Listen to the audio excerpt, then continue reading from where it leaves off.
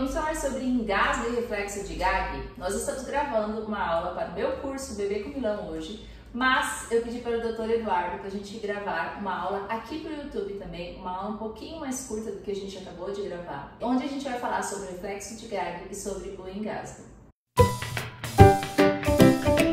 Olá, se você ainda não me conhece, meu nome é Diane, eu sou nutricionista materno-infantil e aqui no YouTube, todas as quintas-feiras, eu estou falando sobre a amamentação e introdução alimentar. Hoje eu tenho um convidado que, coincidentemente, é o meu esposo também, mas o Dr. Eduardo é médico, pode se apresentar, doutor? Pois então, eu sou médico, estou formado há 17 anos, trabalho como clínico, trabalho em emergência, trabalho em UTI, tenho uma experiência assim, né, no pronto atendimento e por isso fui convidado aí pela esposa para estar falando para vocês, né, dando essas dicas importantes sobre essas situações que possam porventura vir a ocorrer com vocês. Cientificamente, a gente sabe que o engasgo é a principal morte por acidentes não intencionais no mundo. Isso quer dizer que o engasgo é a principal causa de morte em acidentes que não deveriam acontecer. E começo falando para você que cientificamente 40% dos engasgos eles acontecem sem supervisão de um adulto, mas 60% desses engasgos eles acontecem com a nossa supervisão. Isso quer dizer o quê? Está acontecendo alguma coisa errada na oferta de alimentos para este bebê. Ou este bebê não está sentando ainda, começou a introdução alimentar precocemente, ou essa família está ofertando algum alimento para este bebê que não é seguro na faixa etária dele. E é sobre isso que nós vamos conversar um pouquinho hoje. Primeira coisa que você tem que ficar atento, se você tem muito medo de engasgo, é que o teu bebê precisa ter 6 meses completos quando você começar a introdução alimentar. E os 5 sinais de prontidão, eles têm que estar acontecendo.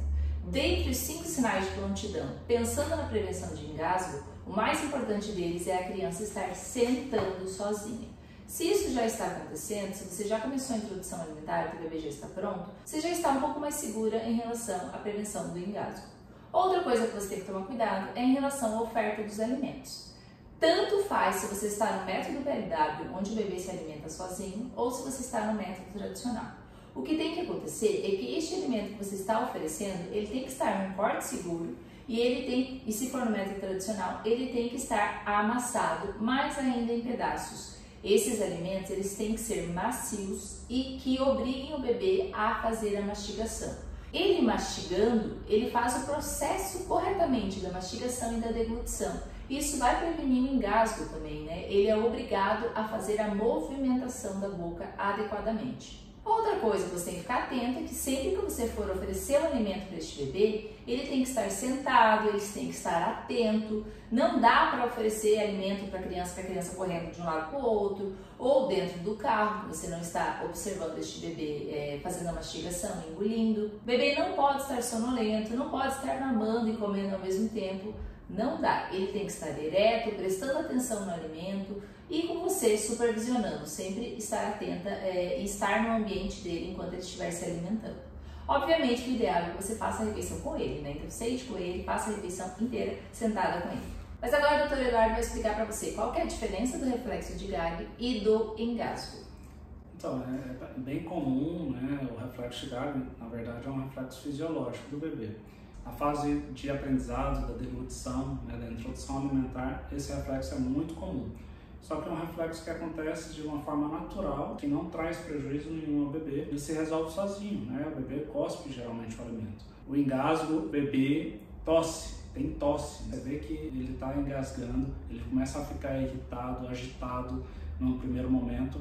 E se esse engasgo não se resolve, ele pode evoluir com fases mais severas, né, da situação, levando a risco de morte. Pode perder consciência, pode ficar cianótico, pode ficar sem respirar. Então é importante a gente diferenciar o reflexo de gag para o engasgo e você tem que agir nas situações de engasgo. Você vai pegar o seu bebê e fazer uma manobra chamada manobra de Hensch.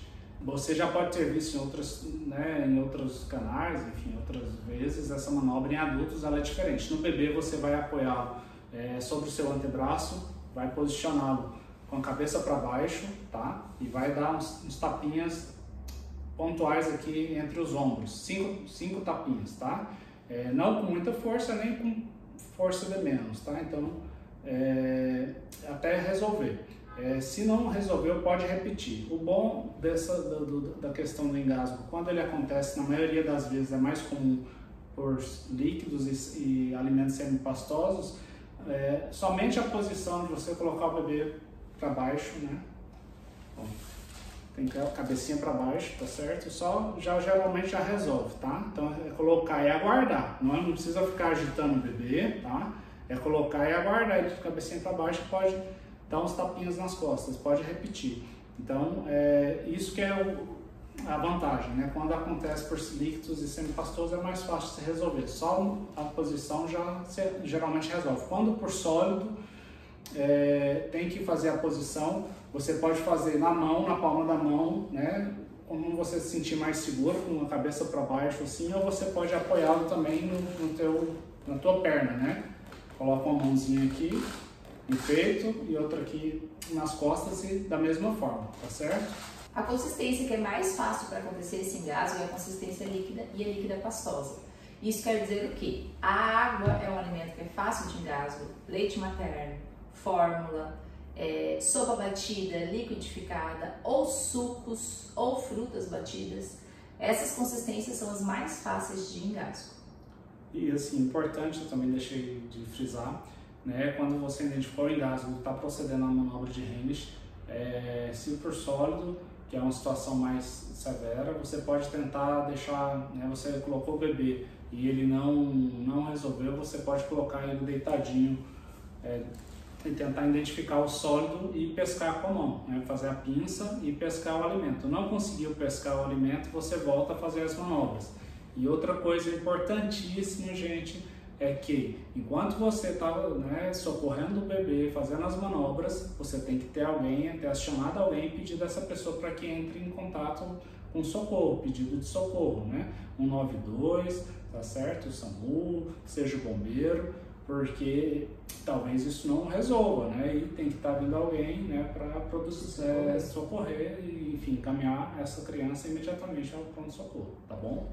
Se você gostou dessa aula, tem dúvidas ainda em relação ao engasgo, deixe aqui embaixo nos comentários que eu e o Dr. Eduardo estaremos disponíveis para tirar as dúvidas de vocês. E se você tiver interesse em conhecer mais sobre o Bebê com Milão, que é o meu curso de introdução alimentar online, tem um link aqui abaixo e está disponível para você entrar agora mesmo. Essa aula que nós acabamos de dar para você, ela está ainda mais completa dentro do Bebê com Milão.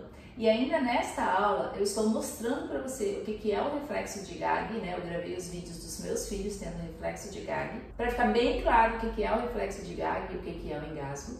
E também eu vou deixar um material em anexo dentro do Bebê com Milão, na aula de reflexo de Gag e engasgos, que é um material que vai te falar sobre como você deve tomar cuidado em relação às posturas, né? Em relação ao comportamento do bebê durante a alimentação. E também os alimentos que mais causam engasgos e que você tem que tomar cuidado quando você for oferecer eles ao teu bebê. Agora nós vamos ficando por aqui. Um beijo e até a próxima quinta-feira com outro vídeo.